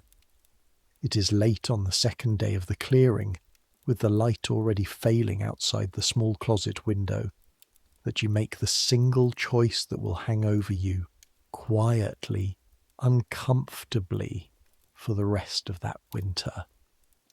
You are folding a plain woolen dressing gown, worn soft with years of use, the kind of ordinary garment that no clerk's ledger would think twice about, when something slips from an inner pocket and lands almost silently on the floorboards near your foot. A small object, no bigger than a walnut, wrapped in a scrap of paper gone brittle with age. You glance toward Mr. Annesley, who is occupied 3 feet away, deep in an argument with another clerk about how a particular set of snuff-boxes should be categorized, and toward Robert, who has his back to you, absorbed in his own pile of linens, and for one long, silent, terrible second, you simply hold the small wrapped object in your palm and do not move. You unwrap it, carefully, quietly, with the particular stillness of someone who already knows they shouldn't be doing what they're doing. Inside the paper is a small ring, plain gold, far too small to have ever fit any adult hand, the kind of trinket that might have belonged to a child, and scratched inside the band, in letters so small you have to tilt it toward the last of the window light to read them at all, a single word, Caroline.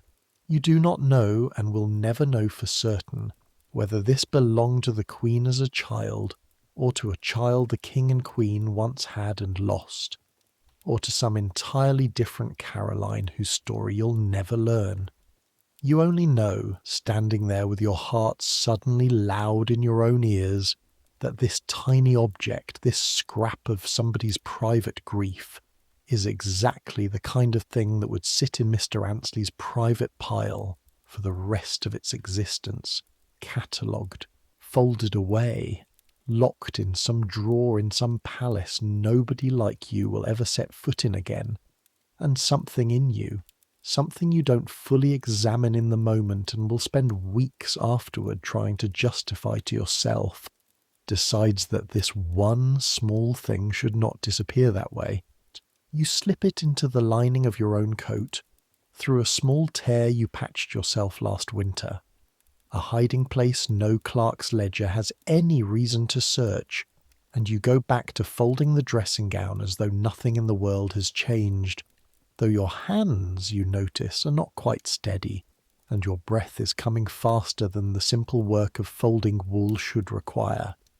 Nobody notices.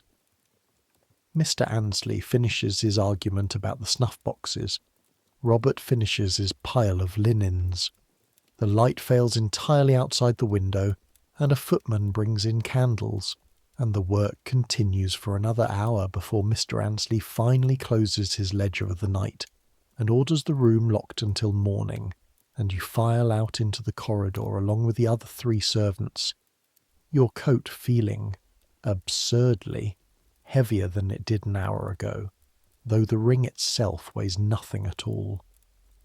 You do not sleep well that night.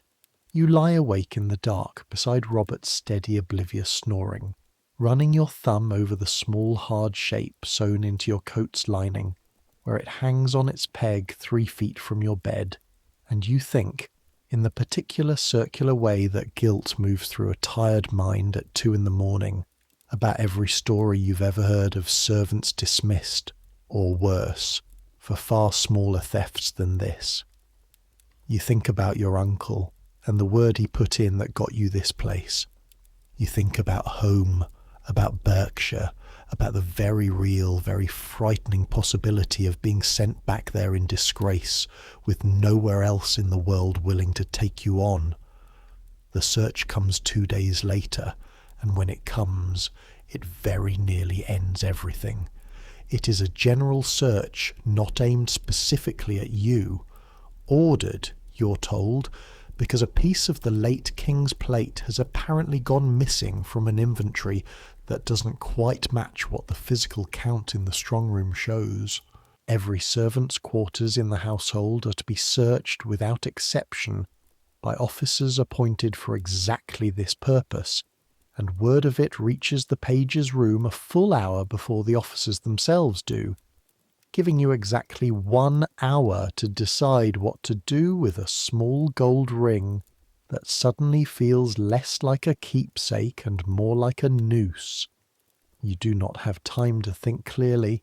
You have time only to act, and the action you take, pulling the ring free from your coat's lining with fingers that won't quite stop shaking, is not especially clever. You consider for one panicked moment simply throwing it out the small window at the end of the passage into the dark garden below, letting it disappear into wet grass where no clerk's ledger will ever find it. You consider swallowing it, an idea so absurd you almost laugh out loud despite the fear closing around your chest. In the end, with the sound of officers' boots already audible on the stair 2 floors below, you do the only thing your 14-year-old mind can manage in the time available. You press the ring, hard, into a gap in the mortar behind the loose brick you and Robert have both known about for a year, the one you use to hide the occasional stolen heel of bread from the kitchens when rations run short. A hiding place so small and so ordinary that no officer searching for stolen royal plate would think to look twice at a crumbling bit of wall in a servant's cramped sleeping closet. You stand in the passage outside your own sleeping closet while the search happens, because you're not permitted inside your own quarters while officers go through them, and the waiting is, in its own way, worse than anything the officers themselves do once they finally arrive. Your heart is going hard enough that you can feel it in your throat, in your fingertips, a fast, unpleasant flutter that makes your hands want to shake even though you're standing perfectly still, and you fix your eyes on a water stain on the passage ceiling and try to make your breathing slow and even, the way you've heard soldiers are trained to do before a battle, though you have no idea if that's actually true or just something Robert once told you to sound impressive. The officers, when they finally do arrive at your door, are thorough but not unkind.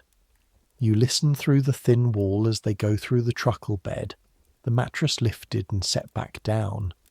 The small trunk you and Robert share opened and its contents shifted and resettled. The pockets of every coat hanging on every peg checked one by one, including the coat with the small tear you patched yourself, now empty of everything but its usual lint and a single stray thread.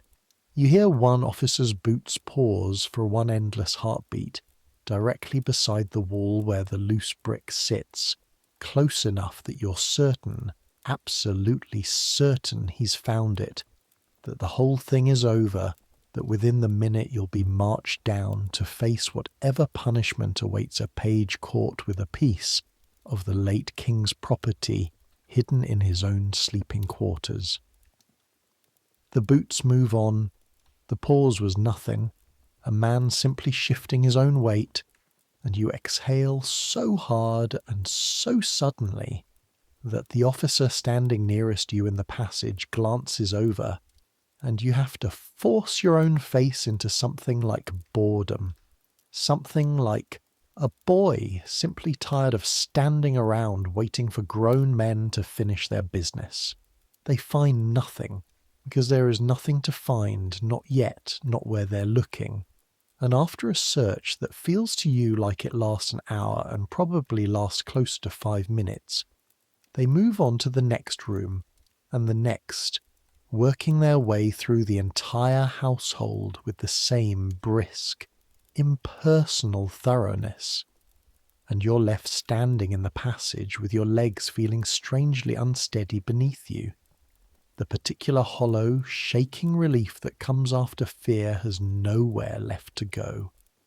You learn later that the missing plate was never anything more sinister than a clerical error. A silver dish counted twice in one inventory and not at all in another, and that the entire search, the entire hour of pure cold terror that left your hands shaking for the rest of that day, was, in the end, chasing nothing at all. But you do not know that in the moment, standing pressed against the passage wall while officers move through rooms you know as well as your own heartbeat, and the fear you feel in that hour is not lessened at all by the fact that, technically, this particular search was never actually about you. The ring stays behind the loose brick for 3 more days before you work up the nerve to retrieve it. Late at night, working it free with careful fingers while Robert sleeps. Those 3 days are, in their own quiet way, worse than the search itself. You know exactly where the ring is hidden, and you know it is safe there, and still you find yourself, a dozen times a day, running your thumb absently along the seam of your patched coat lining, as though the habit of 2 years of checking that hide-in place can't be broken simply because the thing that made it necessary has already ended. You sleep badly, waking at every ordinary creak of the old building settling in the cold, certain each time, for one lurching half-second before your mind catches up, that it's the sound of boots returning for a second, more thorough search, one that thinks to check loose bricks and not just coat linings. Robert notices, on the second of those nights, that something is sitting wrong with you, though he doesn't know what. and to his credit he doesn't push. He only says, in the dark, in the flat, unbothered tone boys use when they're offering something without wanting to make a show of the offering, that whatever's eating at you, you needn't carry the whole weight of it alone if you'd rather not. You don't take him up on it. You lie there instead, listening to him drift back off within minutes, untroubled, and you think about how strange it is that the one person in this whole palace who might actually understand, who might actually share the weight of what you did if you let him, is exactly the person you can never, ever tell. Because telling him makes him guilty of knowing, and you decided somewhere in the sleepless dark of that first search that whatever comes of this, it comes to you alone. When you finally do retrieve the ring, working it free from behind the loose brick with careful fingers while Robert sleeps on undisturbed, you find, once it's safely back in your palm, that you cannot decide what to do with it at all. You cannot keep wearing it against your own body the way you'd first imagined. Some romantic notion of a servant boy carrying a piece of royal grief close to his own heart, because the fear of another search, another set of boots on the stair, has cured you thoroughly of any comfort you might once have taken in the idea. And you find, when you consider simply putting it back, slipping it into the general inventory somehow, unnoticed, that there is no way to do this without drawing exactly the kind of attention you spent the search desperately trying to avoid.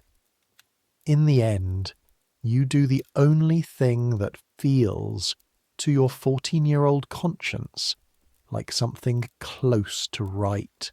You wrap the ring back in its own scrap of paper, and on your next free half-hour you walk, alone, out past the palace gates and into Kensington Gardens, now reopened to the household for ordinary use, though the gravel path the king walked every single afternoon for 30 years still sits eerily, permanently empty in a way that makes you feel, walking past it, like you're trespassing on a room that hasn't finished grieving yet.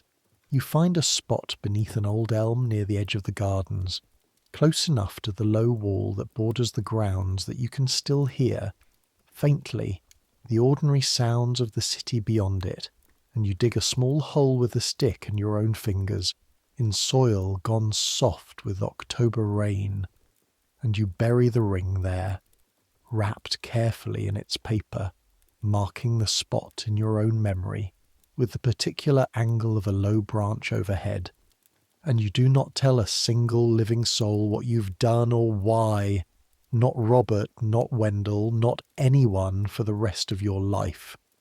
You will think in later years about whether this was cowardice or a strange kind of mercy, giving a dead child's ring or a grieving father's ring, or whatever it truly was, back to the actual earth instead of to a locked drawer in a palace strong room where it would have sat, catalogued and forgotten for 100 years. You never fully decide. You only know that it felt on that grey October afternoon like the only choice available to a frightened boy who had taken something he had no right to take, and needed, more than anything else in the world, to set it down somewhere it couldn't hurt him any more. The days that follow settle into a new and unfamiliar rhythm. The king's body, embalmed by hands more skilled and more practised in this particular grim craft than yours will ever need to be, lies in state within the palace for a period of days before the funeral, and the household, or what remains of it under the transitional authority still sorting out exactly which servants the new king's establishment will keep on and which it won't, moves through those days in a strange hush, everyone waiting, everyone uncertain, everyone quietly aware that the entire structure of their working lives is being rearranged by decisions being made in rooms none of you will ever be allowed to enter. You're sent on one of those strange suspended evenings to carry a fresh supply of candles into the room where His Majesty now lies, a task that turns your stomach in a way none of your usual duties ever have, and you find yourself standing for a full minute just inside the doorway before your legs will carry you any further into the room at all. The king rests within a great black draped catafalque built up on trestles in the centre of the chamber, taller than any bed you've ever seen, surrounded on every side by candles standing in tall silver sticks. Dozens of them, their flames perfectly still in air, kept deliberately, unnervingly windless.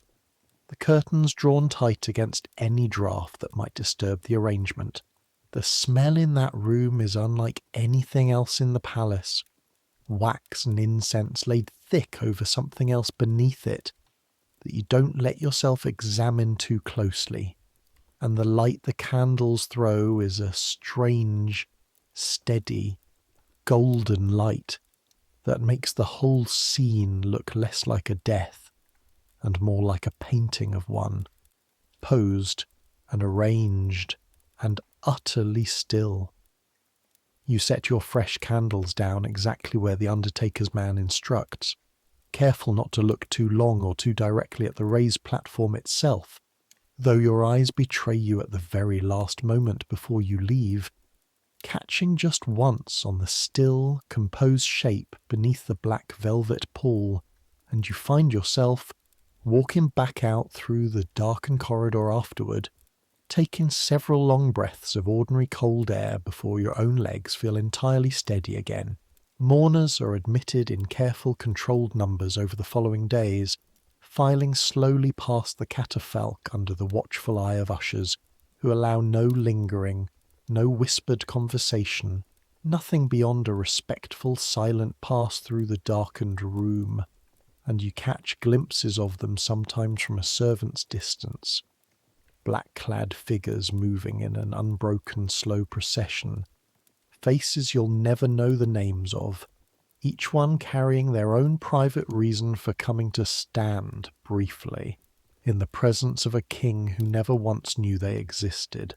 You are given, during one of the rare, quiet afternoons in that waiting period, an errand that takes you up onto the palace roof, to help a slater inspect a section of leadwork that a heavy rain the previous night has apparently loosened, and you find yourself, for the first time in your 2 years of service, standing somewhere high enough to see London properly, spread out to the east in the grey autumn haze, church spires and rooftops and the distant glitter of the river, the whole enormous churning city that has spent the last week ringing its bells and firing its guns for a man most of its residents never once laid eyes on in their lives.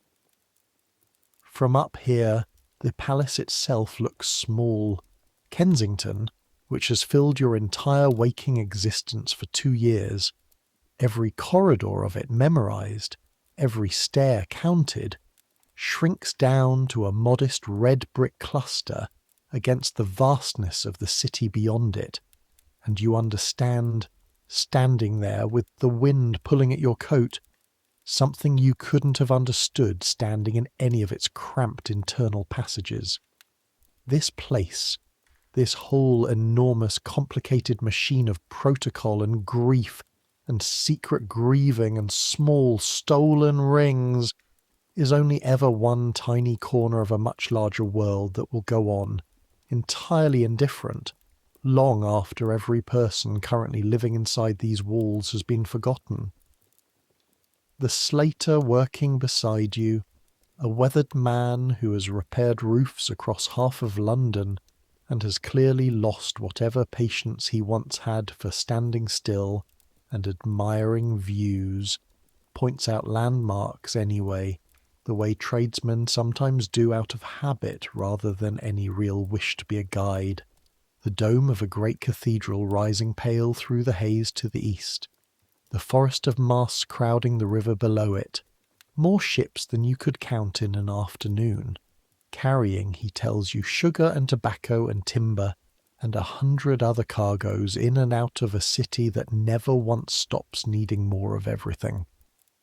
Smoke from 10,000 separate chimneys blurring the whole eastern sky into the same permanent grey haze you've breathed your entire 2 years of service without ever once climbing high enough to see where it actually comes from. Funny thing about a view like this, the Slater says, working a strip of lead flat against the roof ridge with a mallet, not looking up from his own task, makes a man feel important standing on it and small, both at once. Never could decide which one's the true feeling and which one's just the height playing tricks.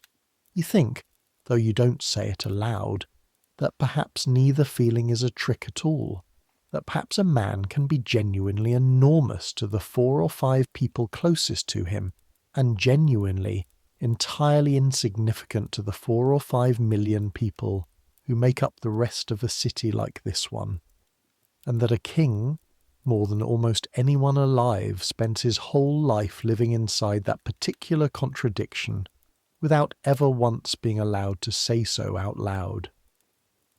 The funeral itself takes place on the 11th of November, more than 2 weeks after the king's death. A delay, you're told, is customary, necessary for all the elaborate preparations a state funeral requires. You are not among the small number of household servants selected to attend the actual procession into Westminster Abbey. That honour, if it can be called an honour, goes to more senior members of the household. But you stand with a crowd of other palace servants along the route the procession takes through the city that evening, watching by torchlight as the enormous slow-moving column passes, heralds and guards and black-draped carriages, and, at its centre, the coffin itself, borne with a weight and solemnity that makes the whole watching crowd fall unnaturally silent, even the ones who spend most of their lives complaining loudly about kings and taxes and the price of bread. The cold that night settles into your feet within the first half hour of standing, and never fully leaves them again until you're back inside and near a fire. You stand pressed shoulder to shoulder with servants and strangers alike along a street you don't even know the name of, breath fogging in front of your face, torches held by mourners and link boys alike throwing long wavering shadows up the fronts of buildings on either side. And the sound that reaches you before the procession itself comes into view is not cheering, the way a hanging day crowd cheers, but something closer to a low, continuous murmur.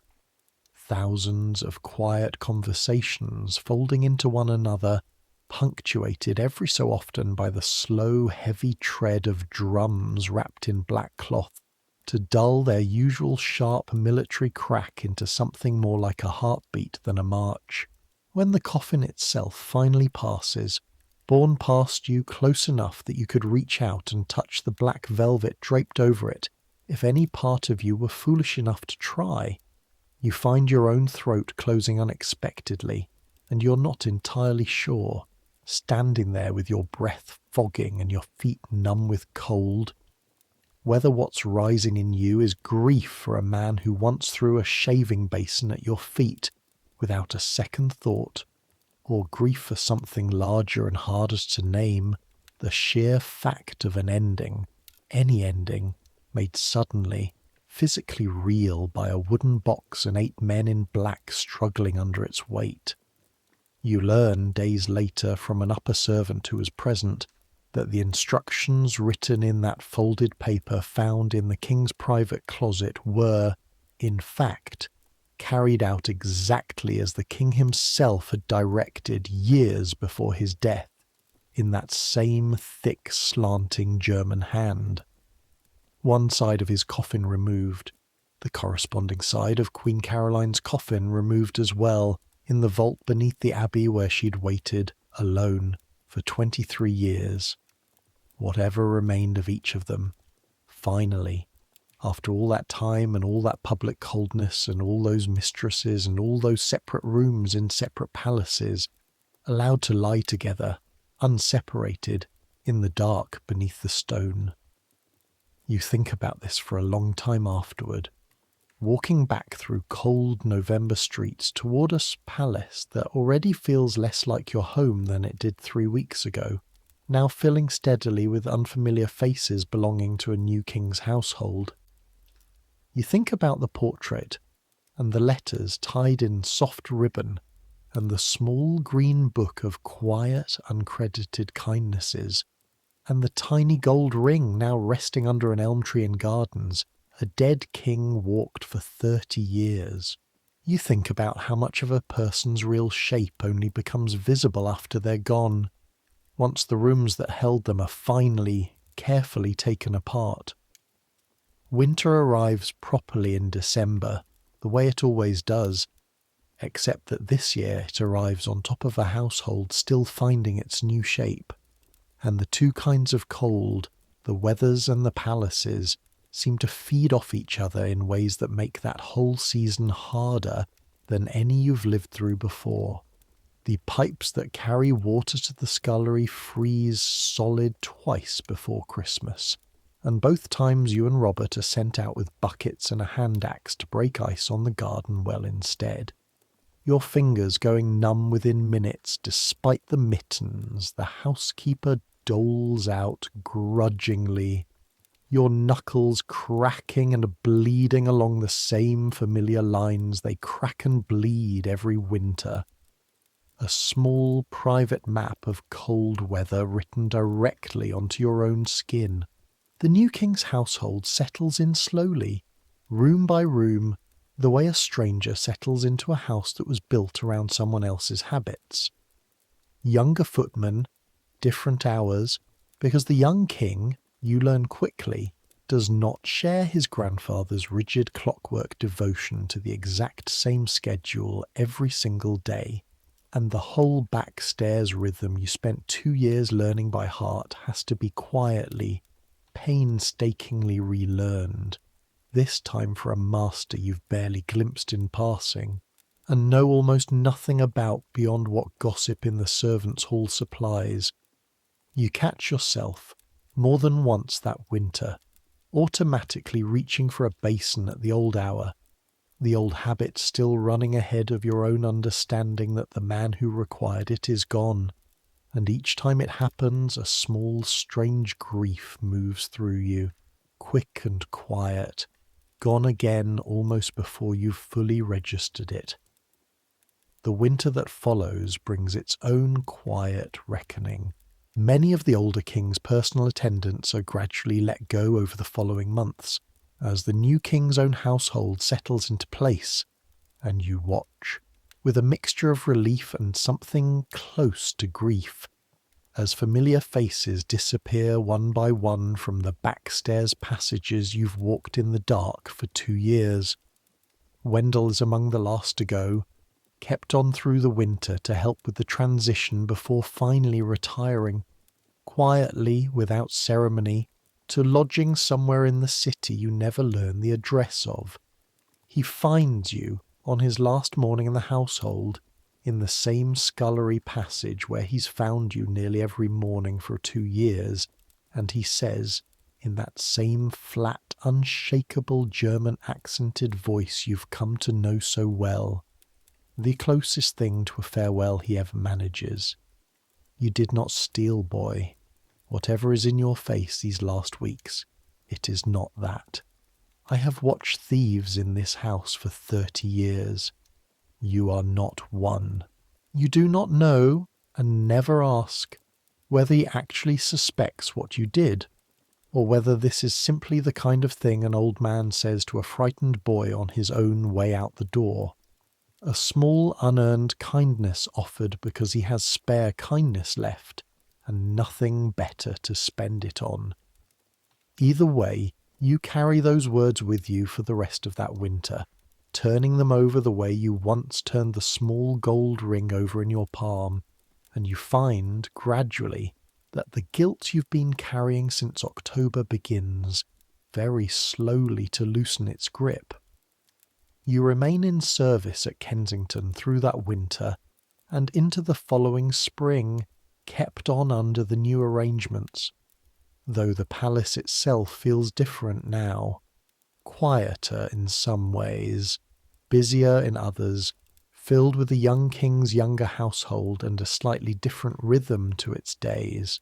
You walk past the closed door of that small private closet more times than you can count, the room fully cleared now, its contents catalogued and dispersed and stored away in drawers you'll never see the inside of again, and each time you pass it, you think, briefly, of a man's face against the floorboards, and a lock of pale hair in a locked cabinet, and a slater's view of London spread grey and enormous beneath a palace that once seemed, to a boy who had never known anything larger, like the entire world.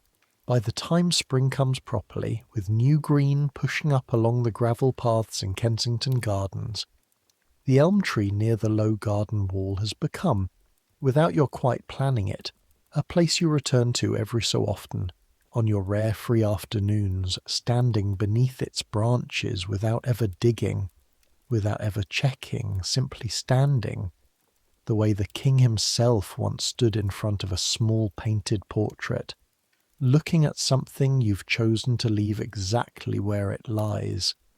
There is a particular afternoon in that same spring, warm enough finally for the elm's new leaves to have filled in properly overhead, when you find yourself at that same spot along the garden wall without quite deciding beforehand to go there, the way your feet sometimes carry you places your mind hasn't fully agreed to. Robert is with you this time, sent along on some errand of his own that happened to end near the gardens, and he stands beside you for a moment, looking up at the same ordinary elm tree you've been quietly visiting for months, and he asks, without any particular weight behind the question, why you always seem to slow down and glance at this one tree whenever your errands bring you anywhere near it. You almost tell him. The words actually rise in your throat, ready, and you feel the strange pull of wanting, finally, to set the whole story down in front of someone else's feet instead of carrying it alone. But you think of Wendell's flat, unbothered voice, "You did not steal, boy," and you think of the small gold ring resting now in soil that has had a full winter and a full spring to settle undisturbed around it, and you decide in the end that some weights are only properly light once you've agreed to carry them by yourself, all the way to the end. No reason, you tell him. Fine tree is all.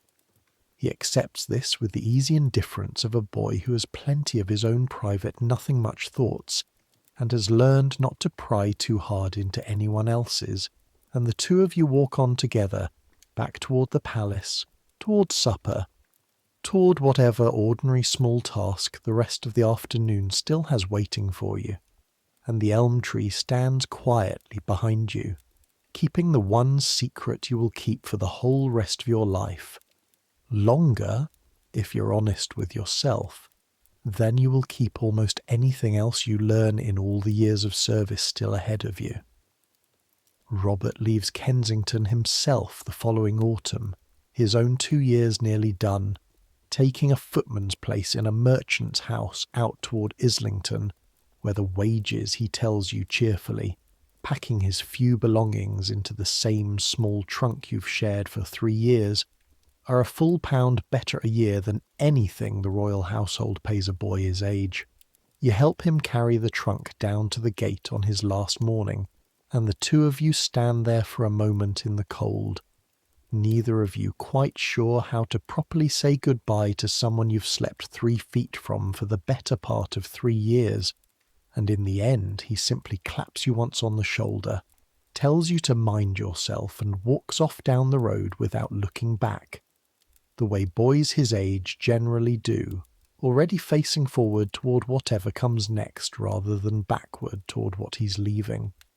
You get a new roommate within the week, a boy of 12 named Samuel, freshly arrived from Kent with a single spare shirt and a comb missing 2 teeth, and you find yourself watching him fumble his way through his first uncertain days of service, saying almost exactly the things Wendell once said to you, in almost exactly the same flat, unbothered tone, though you don't fully notice you're doing it until the words are already out of your mouth. You are late, you tell him one morning, though he isn't, not really, and he looks at you with the same startled, uncertain look you must have worn yourself once, and you feel something shift quietly into place inside you, some small unspoken understanding of how these things get passed down, servant to servant, generation to generation, in a house that will keep needing frightened new boys for exactly as long as it keeps needing kings. You've learned that the coldest, most feared temper in an entire kingdom can share a body with 23 years of quiet, unspoken grief. You have learned that history, the enormous, distant thing you'd always imagined happening to other people, in other rooms, far above your own small life, actually happens in basins of warm water carried by frightened boys, in cabinets with sharp corners, in the space of 2 silent minutes behind a closed door. Tonight, if you close your eyes, you can still feel the particular cold of that October stone floor under your bare feet before dawn, the exact weight of that basin in your 2 hands, the wrongness of that sound reaching you through a closed door before your mind had caught up with what your body already understood.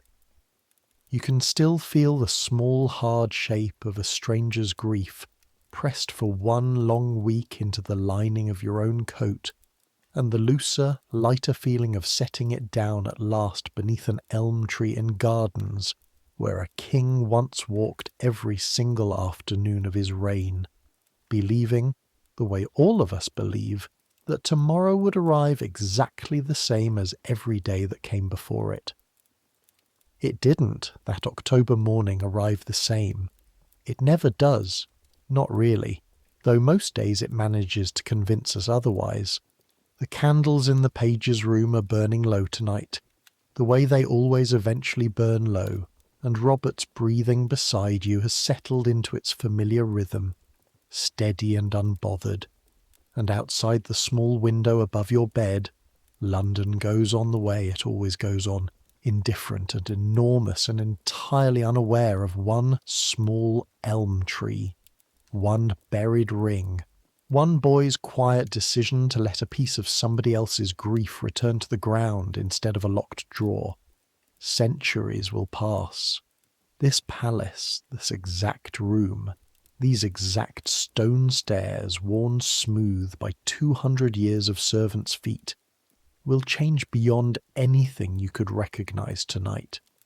The candles will become gaslight, and the gaslight will become something else again, something you have no words for and no way to imagine. And the war everyone whispered about this autumn will end and be forgotten and be replaced by other wars. Nobody in this room tonight has any way of foreseeing.